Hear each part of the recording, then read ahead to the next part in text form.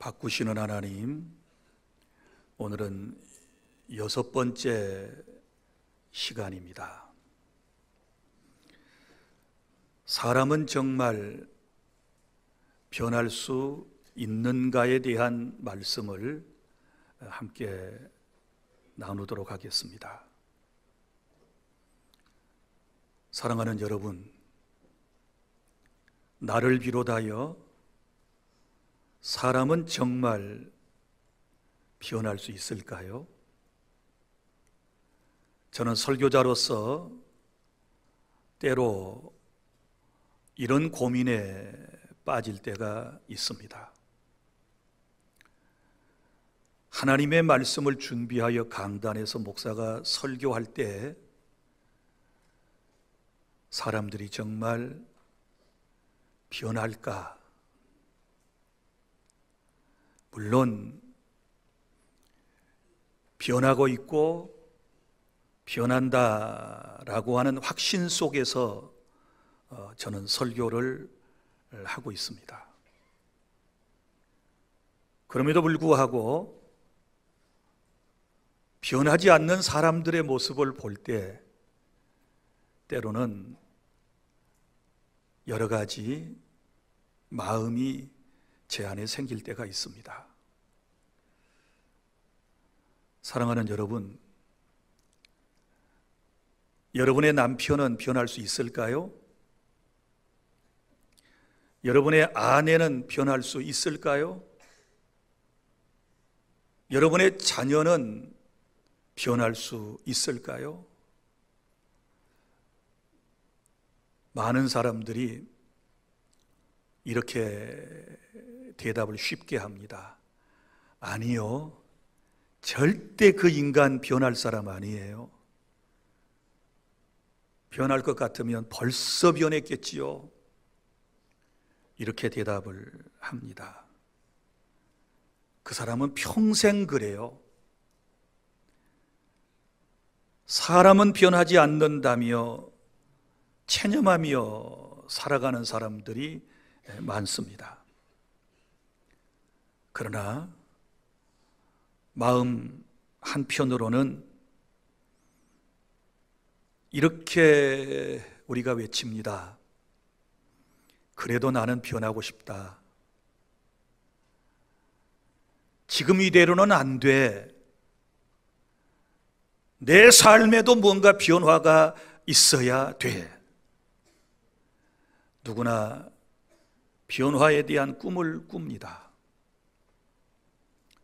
저도 여러분들이 변했으면 좋겠고, 여러분들 또한 오늘은 말씀을 통하여 은혜 받고 내 삶이 변화되었으면 하는 꿈을 꿉니다. 이제는 성격이 좀 느슨하고 온유해졌으면, 이제는 마음이 좀 덜 흔들렸으면, 이제는 믿음이 더 깊어졌으면, 이제는 죄의 습관에서 벗어났으면 하는 바람을 우리가 갖습니다. 하지만 현실은 쉽지 않습니다. 왜 그런 줄 아세요? 왜 우리가 그렇게 쉽게 변하지 않는지에 대하여 생각해 보셨나요? 여러 가지 이유가 있겠지만 이런 거지요. 기본적으로 자기중심적 존재, 가치를 가지고 살기 때문에 그래요. 무슨 얘기인가 하면 내 생각과 나를 기준으로 생각하고 나 자신만을 위하여 움직이고, 그리고 심지어 하나님을 믿을 때에도 자기 기준으로 믿어요. 신앙생활도 자기 생각에 딱 갇혀가지고 그렇게 믿기 때문에 신앙생활에도 삶에도 변화가 일어나지 않고 있는 것입니다.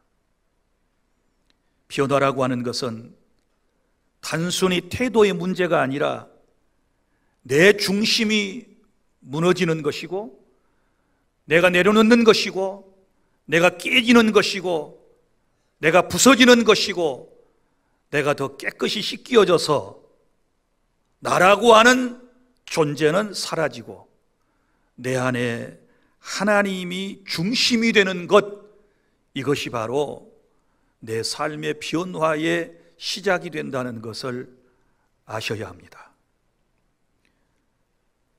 세상 사람들은 다양한 방법으로 자기 자신과 그리고 타인을 변화시키려는 노력을 하고 있습니다. 맨 먼저 시도하는 방법이 뭐예요? 누군가를 변화시키기 위해서 사랑이라고 하는 것을 이제 수단으로 사용하죠. 내가 사랑하면, 내가 사랑해주면, 내가 햇볕, 소위 말하면 정책을 써주면 상대가 변할 것이다. 여러분, 여러분의 자녀를 어떻게 여러분이 양육하셨습니까? 얼마나 사랑하셨고 사랑으로 양육하셨고 여러분의 모든 것을 다 내놓고 사랑하는 자녀를 사랑으로 양육을 했습니다. 물론 사랑을 받으면 사람의 마음이 부드러워지고 온유해지고 또 그 사랑에 의하여 변화된 부분들이 나타납니다. 그러나 사랑만 가지고 되던가요? 인간적인 사랑, 부모의 사랑만 가지고 되던가요? 이게 힘든 거예요. 그래서 때로 우리 부모님들이 사랑으로 자녀를 양육하다가 낙심하지요. 그럼에도 불구하고 사랑은 위대한 힘을 가지고 있습니다. 부산에 가면 태종대라고 하는 곳이 있지요. 그 태종대 전망대 아래에 널쩍한 바위가 있는데 그 바위가 무슨 바위인 줄 아십니까? 일명 자살바위라고 그래요. 매해 30명 이상이 그곳에서 극단적 선택을 하여 목숨을 끊었다고 그럽니다. 그래서 1976년도에 높이 2m, 너비 1m나 되는 모자상을 그 바위 앞에 설치를 했습니다. 그랬더니 삶이 힘들고 어려워서 자살을 하려고 왔던 사람들이 그 어머니가 저도 가서 봤는데요, 품에 남매를 이렇게 안고 있는 어머니 상이에요. 한복을 곱게 차려입은 엄마가 그 자식들을 안고 있는 그 상을 보는 순간에 어머니의 상이 떠올라서, 어머니의 모습이, 어머니의 사랑이 떠올라서 자살하는 사람이 현격이 줄어들었다고 그럽니다. 그래요. 사랑은 힘이 있고 능력이 있는 건 사실이에요. 그러나 그럼에도 불구하고 그 사랑이 한 인간을 온전하게 변화시키는 것은 부족하다라고 하는 것을 우리는 우리의 일상의 삶을 통하여 체득하고 있는 것입니다. 또 어떤 사람은 사랑으로 안 되면 채찍이 필요하다. 말 안 들으면 두들겨 패야 돼. 그리고 자녀를 양육하고 훈육할 때 채찍을 사용하기도 합니다. 매를 들고 으름장을 놓기도 하고 권면을 하기도 하고 그렇게 아이들 키워왔지 않습니까? 그런데 아이들이 여러분이 뜻하는 바대로 그렇게 변화되던가요? 그러니까 당근을 주어도 안 되고 채찍을 들어도 안 되고 인간이 참 변하지 않는 이런 모습 속에서 때로 우리는 절망하게 되는 것입니다. 또 어떤 사람은 교육이 사람을 변화시킨다, 맞습니다. 배우면 생각이 깊어지고 배우면 지혜로운 삶을 살아갈 수 있게 됩니다. 그런데 여러분, 학력이 좋다고 많이 가르쳐 놨다고 그 사람이 성실한 사람이 되고 의로운 사람이 되고 도덕적인 사람이 되던가요? 그건 아닌 것 같아요. 여러분, 서울 지하철에서 성추행범들을 붙잡았어요. 그런데 그 많은 성추행범들 가운데 학력이 높은 사람이 제일 많았다는 거예요. 여러분, 이건 무엇을 의미할까요? 학력이 높으면 사람이 바뀌어져요? 그 어렵게 대학 공부 시켜놨더니 자녀들이 다 효자가 되고 효녀가 되고 인류 사회에, 이 사회에 여러분 보탬이 되는 인생이 되고 있습니까? 그것도 아닌 것 같아요. 그러니까 교육을 통해서 우리가 사람을 근본적으로 변화시킬 수 있다라고 하는 것은 맞지 않아요. 그래서 유명한 심리학자 프로이드는 사람이 사람을 변화시킬 수 없다라는 결론을 말해 주었어요. 또 어떤 사람은 사람이 어떻게 변하는가? 자기 자신의 강한 결심과 그리고 자기 훈련을 통해서 사람이 변화될 수 있다. 그래서 인생사 마음먹기에 달려있다. 그리고 올바른 인생이 되기 위하여 뭔가를 끊임없이 훈련하고 또 연단하면 인생이 변할 거다. 이렇게 말하는 분들이 있습니다. 여러분, 결심하면 행동은 조금 분명 달라지게 될 것입니다. 얼마 동안은 그럴 것입니다. 사랑하는 여러분, 이런 얘기 들어보셨지요? 노름으로 전 재산을 탕진한 남편이 어느 날 아내 앞에서 자기의 결의에 찬 행동을 보였습니다. 그것은 자기의 손목을 자르는 것이었습니다.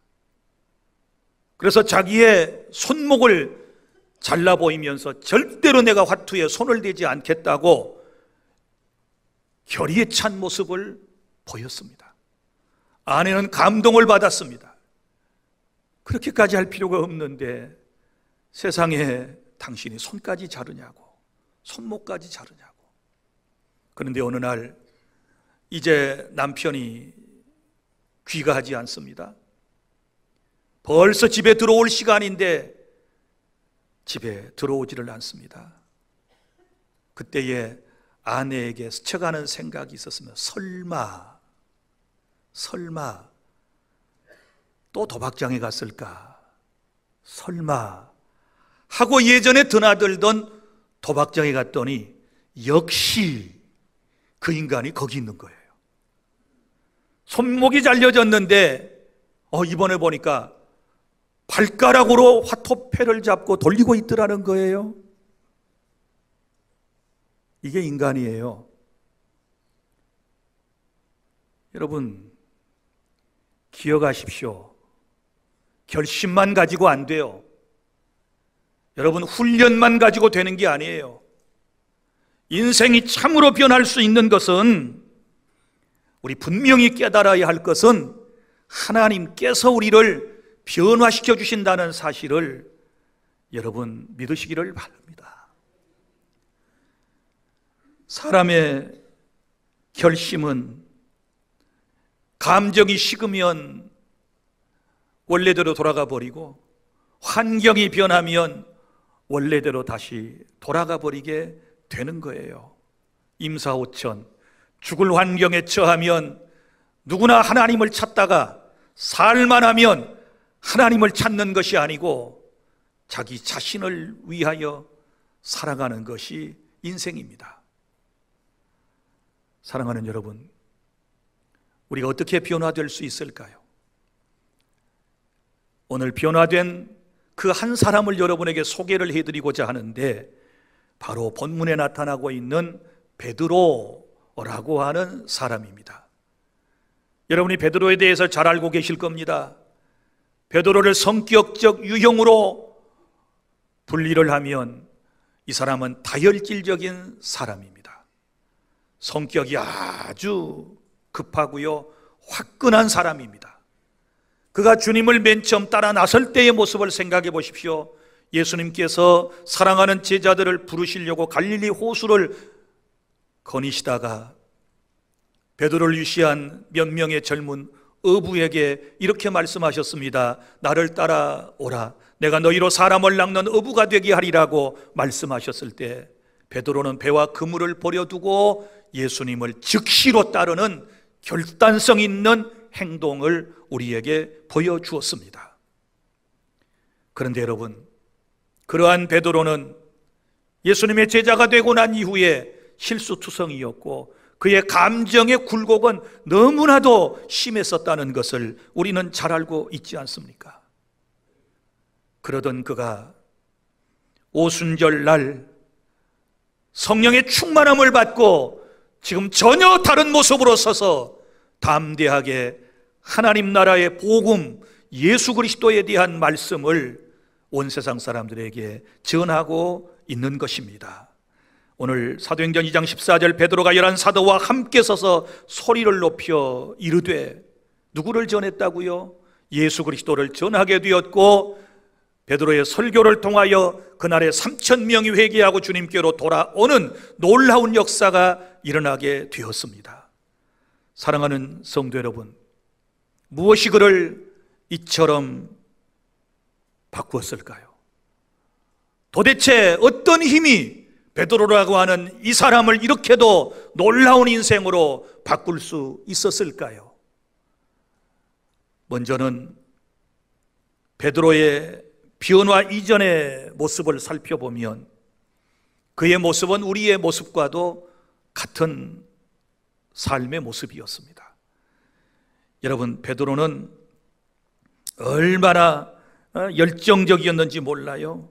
그리고 믿음도 얼마나 강했는지 몰라요. 한 번은 예수님께서 물 위로 걸어오실 때 베드로가 이렇게 말했습니다. 주여, 만일 주시거든 나를 명하사 물 위로 오라 하소서.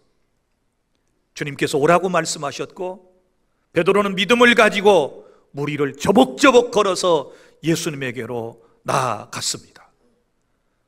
그러던 그가 바람과 풍랑을 마주하게 되었을 때 그는 무서워서 물속에 빠져 들어갔습니다. 물속에 빠져 들어가던 베드로는 다급하게 주님을 향하여 소리를 질렀습니다. 주여, 나를 구원하소서 하고 외치는 순간에 주님께서 즉시로 손을 내밀어 베드로를 건져내 주셨다는 사실을 우리는 잘 알고 있습니다. 이것이 베드로의 모습입니다. 이것이 오늘날 우리들의 모습입니다. 우리에게는 믿음도 있고 또 우리는 세상을 바라볼 때 흔들리는 그런 연약함도 우리에게 있습니다. 주님을 바라보고 믿음 생활 잘해 나가다가 세상을 바라보고 사람을 바라보고 환경을 바라보고 어려움을 만나게 되었을 때 다시 세상 속으로 빠져들어가는 이 모습이 바로 오늘 저와 여러분들의 모습이라고 생각을 합니다. 어디 그뿐이겠습니까? 한 번은 이제 예수님께서 십자가를 눈앞에 두고 베드로를 위시한 제자들에게 이렇게 말씀하셨습니다. 내가 이제 예루살렘에 올라가서 많은 사람들에게 고난을 받고 내가 십자가에서 못 박혀 죽으시겠다라는 말씀을 넌지시 던지셨을 때 그때 베드로가 했던 말이 있습니다. 다른 사람은 다 주를 버릴지라도 나는 결코 주님을 버리지 않겠습니다 라고 호언장담을 했습니다. 그러나 주님이 예고하신 대로 달기 울기 전에 3번씩이나 예수님을 베드로는 부인하고 말았습니다. 그때에 주님께서 베드로를 바라보셨습니다. 베드로의 시선과 예수님의 시선이 마주쳤습니다. 여러분, 그때 베드로의 심정이 어땠을까요? 얼마나 부끄러웠을까요? 얼마나 자기의 모습이 안타까웠을까요? 그래서 그는 밖에 나가서 통곡했다고 했습니다.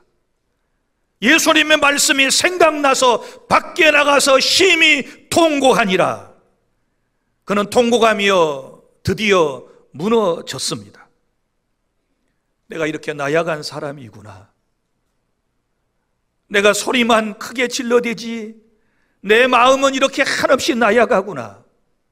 내가 믿음이 있는 줄 알았더니 내 신앙이 아무것도 아니구나. 사랑하는 여러분, 이 통곡하며 절망하는 순간에 동시에 하나님의 은혜도 시작된 줄 믿습니다. 그의 한계가 드러난 자리에서 하나님은 그의 심령 속에 역사하기를 시작하셨습니다. 그리고 다시 그를 새로운 사람으로 일으켜 세워주시는 모습을 볼 수 있습니다. 둘째, 그러면 베드로가 어떻게 변화되었을까요? 그것은 부활하신 예수님을 만남으로 변화되었습니다. 요한복음 21장에 보면 베드로의 회복에 대한 기사가 나옵니다. 거기 보면 이런 얘기가 나오지 않습니까? 예수님께서 십자가에서 피를 쏟고 죽으셨을 때에 그 주님의 뒤를 따르던 제자들이 모두가 다 낙심했습니다. 그래서 어디로 갔습니까? 자기의 고향으로 다 돌아가고 말았습니다. 자기들의 기대와 꿈과 소망이 무너졌기 때문에 더 이상 그들은 골고다 그 산 위에 십자가 밑에 있을 필요가 없었던 거지요. 그래서 그들은 다 뿔뿔이 흩어져서 고향으로 돌아갔습니다. 베드로도 어디로 갔겠어요? 자기 고향 갈릴리 호숫가 물고기 잡는 곳으로 갔습니다. 그리고 물고기를 잡고 있는데 한 마리도 잡지 못하여 지금 낙심 가운데 있고, 여러분, 해는 점점 떠오르고 있는 그 순간에 주님이 찾아오셨습니다. 한 분이 저 무태서 낯익은 분이 서 계시면서 이렇게 말씀을 하셨습니다. 얘들아, 고기가 있느냐? 얘들아, 고기가 있느냐? 라고 하는 음성이 들려왔을 때 베드로는 금세 그 음성이 주님의 음성인 것을 알아차렸습니다. 그리고 주시다, 주님이 오셨다. 그리고 그는 그물에 모든 것을 내려놓고서, 그물을 내려놓고서 물에 뛰어들어서 해변으로 나와 예수님을 만나게 된 것입니다. 모닥불가에서 예수님은 조용히 그에게 떡을 건네며 그리고 물고기를 건네주시면서 말씀하셨습니다. 요한의 아들 시몬아, 네가 나를 사랑하느냐? 한 번도 아니고 3번씩이나 예수님께서 요한의 아들 시몬아, 네가 나를 사랑하느냐? 이렇게 물으셨습니다. 이것은 네가 나를 사랑하느냐라고 하는 확인이 아니고 다시 한번 그에게 기회를 주시기 위하여 주님께서 재차 반복하여 그에게 물으셨던 것입니다. 그리고 주님께서 그에게 또 다른 미션을 주셨습니다. 내 양을 먹이라, 내 양을 치라, 내 양을 치라, 먹이라, 이렇게 말씀을 하셨습니다. 내 양을 먹이고 치라, 또 먹이라. 3번 부인했던 베드로에게 주님은 3번 기회를 주셨다라고 하는 겁니다. 사랑하는 여러분, 주님은 실패한 제자를 버리지 않으셨습니다. 오히려 찾아가셔서 다시 그를 일으켜 세워주시고 그에게 사명을 맡겨주셨듯이 오늘 저와 여러분에게 찾아오신 주님은 우리를 버리지 아니하시고 다시 은혜의 자리에 세우셔서 우리가 해야 할 일을 말씀해 주시는 사랑의 주님이신데 이 주님을 다 만나는 역사가 있기를 바랍니다. 베드로가 부활의 주님을 만나고 난 이후에 삶이 변화된 것처럼 인생이 예수님을 만나야 근본적인 변화의 역사를 경험하게 되는 것입니다. 셋째, 구체적으로 누가 사람을 바꿔줍니까? 제가 여러분에게 말씀을 드렸습니다. 당근만 가지고도 안 된다 그랬습니다. 채찍만 가지고도 사람을 근본적으로 변화시키지 못한다 그랬습니다. 교육만 가지고도 안 된다고 그랬습니다. 자기 자신의 결심이나 노력이나 어떤 훈련만 가지고도 인간이 근본적인 변화는 일어나지 않는다는 말씀을 드렸습니다. 그러면 어떻게 우리가 근본적으로 변화될 수 있을까요? 그것은 바로 성령께서 사람을 바꾸시는 것입니다. 믿으시기를 바랍니다. 주님은 승천하시기 전에 말씀하셨습니다. 사도행전 1장 8절 오직 성령이 너희에게 임하시면 너희가 권능을 받고 예루살렘과 온 유대와 사마리아와 땅끝까지 이르러 내 증인이 되리라고 말씀을 하셨습니다. 약속이었습니다. 그리고 오순절날이 이르렀습니다. 약속하신 성령이 강하게 하늘로부터 그곳에 있는 120명의 제자들에게 임하셨습니다. 강림하셨습니다. 여러분, 그 순간에 베드로는 완전히 달라지게 된 것입니다. 성령이 그 안에, 베드로의 마음속에, 베드로의 영혼 위에, 그의 삶 가운데 임하시게 되었을 때 그의 인생은 확연하게 달라졌습니다. 두려움은 담대함으로 바뀌었습니다. 주님을 부인하던 입술은 복음을 전하는 입술이 되었습니다. 그의 설교 한 편에 무려 3,000명이 회개하고 주님께로 돌아오는 놀라운 역사가 일어났다는 사실은 오늘 저와 여러분에게 큰 희망을 주고 있는 것입니다. 여러분, 우리에게도 이런 은혜가 있기를 바랍니다. 스가랴 4장 6절 말씀처럼 이는 힘으로도 되지 아니하고 능력으로도 되지 아니하나 오직 나의 영으로 되느니라. 할렐루야. 사람이 변화되는 것 나의 힘 가지고 안 돼요. 나의 결심 가지고 안 돼요. 나의 능력 가지고 안 돼요. 나의 스펙, 나의 철학, 그거 가지고 안 돼요. 오직 성령의 능력, 하나님의 영으로만 우리 인생이 근본적으로 변화될 수 있음을 믿으시기를 바랍니다. 다시 말합니다. 사람의 변화는 인간의 의지로 절대로 이루어지지 않습니다. 성령이 임할 때 인간은 새롭게 창조됩니다. 성령은 감정의 바람이 아닙니다. 성령은 사람의 중심을 바꾸시는 하나님의 능력인 줄 믿습니다. 사람이 변하는 것은 생각이 바뀌어서 결심하고 행동하였기 때문이가 아니고 그 사람 안에 계신 성령께서 그 사람에게 변화를 주시기 때문에 사람은 달라질 수가 있는 것입니다. 오늘도 성령이 임하시면 우리 마음속에도 이런 변화가 일어나는데 미움이 사라지게 될 것이고 용서하는 마음이 이제 생기게 될 것이고 두려움은 떠나가게 될 것이고 의심은 떠나가며 우리의 마음속에 믿음이 자리를 잡고 우리를 견실한 그리스도인으로 세워주시게 되는 것입니다. 오늘 이 성령이 충만하시기를 바랍니다. 이제 말씀을 맺습니다. 성령 안에서 우리는 새롭게 될 수 있습니다. 사람은 스스로 변할 수 없습니다. 그러나 하나님은 사람을 바꾸십니다. 하나님의 영이 임하시면 과거와 현재가 완전히 다른 그런 인생으로 달라지게 될 것입니다. 베드로는 자신의 실패 위에서 성령의 능력으로 다시 일어섰습니다. 그는 더 이상 자기 중심의 사람이 아니라 복음 중심의 사람이 된 것입니다. 거듭 말씀하지만 사랑하는 여러분, 오늘 자아가 깨져야 돼요. 자기중심적 모든 사고방식이 깨져야 하는 것입니다. 특별히 신앙인의 세계에 있어서 그래요. 여러분 보세요. 매주마다 하나님의 말씀은 우리에게 임하고 있고 주의 은혜는 소낙비처럼 혹은 이슬비처럼 촉촉이 이 시간을 통하여 내리고 있는데 여러분, 은혜를 받지 못하는 이유가 어디 있습니까? 변화를 경험하지 못하고 여전히 똑같은 모습으로 똑같은 신앙생활을 하면서 지금까지 여러분 버텨온 이 모습이 안타깝지 않습니까? 왜 그럴까요?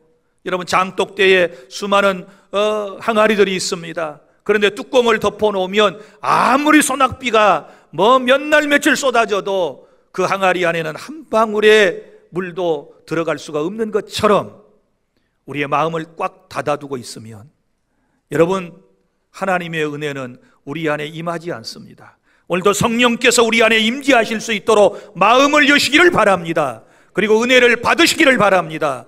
성령을 모셔드리기를 바랍니다. 성령이 우리에게 말씀하실 때 절대로 거스리시면 안 돼요. 그런데 자기중심적 생각을 가진 사람은요, 딱 방어를 지금 하는, 방어 기제를 활용하셔가지고 지금도 설교할 때 절대로 아멘 안 합니다. 딱딱 받아쳐요. 목사님 30분 설교에 제가 넘어갈 줄 아세요? 절대로 제가 안 넘어갑니다. 안 넘어갑니다.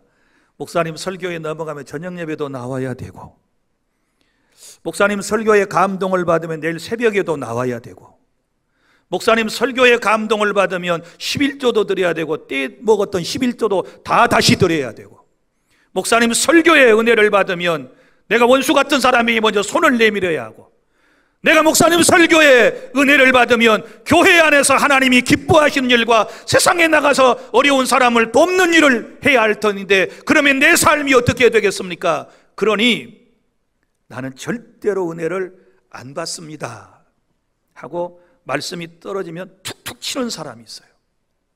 그리고 자기 생각 속에, 자기 신앙에 딱 갇혀가지고 여기까지만 아멘하고, 여기까지만 은혜의 세계 속에 들어가고, 여기까지만 신앙이고, 그 다음에 나머지는 다 이성적이고 내 사고방식대로 내 중심적인 생각을 가지고 세상을 살아가겠다, 이렇게 마음을 먹고 있으니 여러분의 인생이 변화될 수 있겠습니까? 사랑하는 여러분, 내려놓으십시오. 더 많이 깨지십시오. 더 부셔지십시오. 더 씻겨지십시오. 더 은혜를 간구하십시오. 한 발자국 더 주님 앞으로 나오십시오. 은혜에 젖어 살아야 될 줄로 믿습니다. 그런데 이게 어려워요. 이게 어려워요. 자기를 포기하기가 싫거든요. 자기의 삶을 내려놓기가 싫거든요. 자기의 라이프 스타일, 자기의 신앙 스타일을 내려놓기가 싫거든요. 그래서 늘 이 모양이에요. 우리 이렇게 살다가는 안 돼요. 성령을 거스려서는 안 돼요. 성령이 우리에게 말씀하실 때 아멘하고 화답하고 예, 그렇게 살겠습니다라고 결심하고 다짐할 때 주의 영이 우리를 이끌어 주시고 우리의 삶의 근본적인 변화를 하나님께서 허락해 주실 줄 믿습니다. 말씀을 정리합니다. 사람은 정말 변할 수 있을까요? 죄송하지만 참 저 고민에 빠졌다고 그랬습니다. 설교자인 제가 고민에 빠져 있으니 여러분, 이건 뭘 의미할까요? 한 사람 변화시키는 게 얼마나 힘든지, 여러분을 설득해 가지고 주님의 성품으로 만들어가고 성령님의 은혜에 젖어 살도록 만들어가는 거, 이거 힘들어요. 저 설교 준비하다 이런 생각을 했어요. 목사, 네가 아무리 설교 잘해도 거기에 성령의 역사 없으면 절대 너희 교회 성도들 변화되지 않아. 그러니 성령의 은혜를 구하여라. 성령이 역사하시도록, 성령이 역사하시는 가운데 메시지를 선포하고, 사도행전 10장에 보면 베드로가 하나님의 말씀을 고넬료의 가족들에게 증거하게 되었을 때 성령께서 말씀을 듣는 각 사람에게 임재하셨듯이 성령과 말씀은 늘 함께 하시는 줄 믿습니다. 매 시간마다 듣는 말씀을 전하는 저도 힘들지만 듣는 여러분 또한 얼마나 힘드세요? 들은 말씀대로 못 사는 여러분들의 자신의 모습이 얼마나 비참하게 느껴지시는가요? 저나 여러분이랑 똑같은 부담을 안고 살아가요. 그렇지 않습니까? 아니 10년, 20년, 아니 30년 일평생 신앙생활을 했고 하나님의 말씀을 들었으면 이제는 어린아이의 일을 벗어버리고 신앙이 성장하고 성숙해야 되지 않겠습니까? 그런데도 변하지 않는 거, 우리가 성령을 의지하지 않았기 때문에 그런 거예요. 성령의 역사 없이 인간의 의지적 감정만 가지고서 이거 접근했기 때문에 그런 거예요. 사람은 정말 변할 수 있는가? 여러분 희망을 가지세요. 변할 수 있습니다. 성령 안에서 저도 여러분도 변화될 수 있습니다. 성령이 우리를 바꾸십니다. 성령이 우리를 세우십니다. 성령이 우리를 통하여 교회를 세우실 것입니다. 그러므로 오늘 또 이렇게 기도해야 합니다. 주여, 내 안에 성령을 부어 주시옵소서. 새 영을 내 안에 부어 주시옵소서. 나를 새롭게 만들어 주시옵소서. 베드로처럼 변화되게 하여 주시옵소서. 이 기도가 우리의 삶을 바꾸게 될 것입니다. 스가랴 4장 6절을 우리 다 함께 낭독하겠습니다. 힘으로도 되지 아니하고 능력으로도 되지 아니하고 오직 하나님의 영으로 되느니라. 할렐루야. 주의 영으로 변화되시기를 바랍니다. 기도하겠습니다.